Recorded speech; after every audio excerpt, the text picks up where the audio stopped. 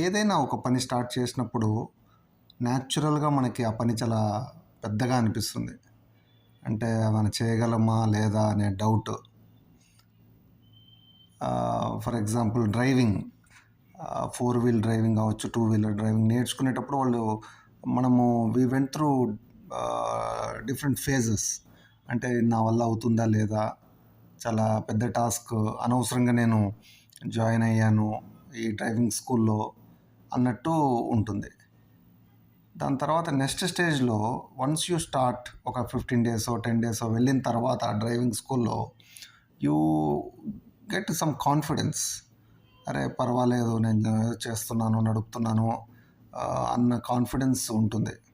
కానీ over a period of time, కొన్ని రోజుల తర్వాత కంటిన్యూటీ ఉన్న తర్వాత you are more confident and in fact పక్కన నేర్పించే అతను లేకపోయినా కూడా మనం నడిపే స్థాయికి వస్తాం.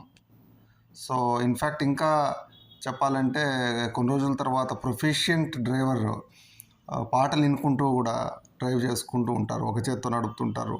సో ఇవన్నీ కూడా చేయగలుగుతున్నాడు అంటే అది ఇట్స్ లైక్ ఒక ఆటలాగా అయిపోతుంది. అంటే ఒకప్పుడు తను భయపడ్డదే ఈరోజు చాలా ఈజీగా చేస్తున్నాం.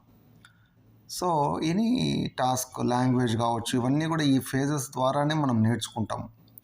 అయితే ఇక్కడ మెంటర్ రోల్ అనేది చాలా కీలకమైనది. ఎప్పుడైతే మన మీద మనకి డౌట్ వచ్చి మనం చేయగలమా లేదా అంటే మనల్ని ప్రోత్సహించేవాళ్ళు, అంటే మోటివేట్ చేసేవాళ్ళు పక్క నుండి అది చేయడం అనేది చాలా అవసరము.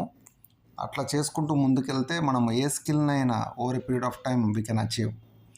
తిరుపతి కొండ కూడా ఎక్కేటప్పుడు చాలా అబ్బా, అసలు అనవసరంగా ఎంత పెద్దది పెట్టుకున్నామా, మొక్కున్నామా అనుకుంటారు. ఫస్ట్ కొండ బరువులాగా అనిపించింది. తర్వాత నడుస్తున్నా కుదరే ఇంకా ఇంకా 3 కొండలే ఉన్నాయి అనేది. తర్వాత ఇట్లా వెళ్ళిన వాళ్ళు కొంతమంది అంటుంటారు, మేము 4వసారి నడుస్తున్నాము లేకపోతే ఇట్లా అని.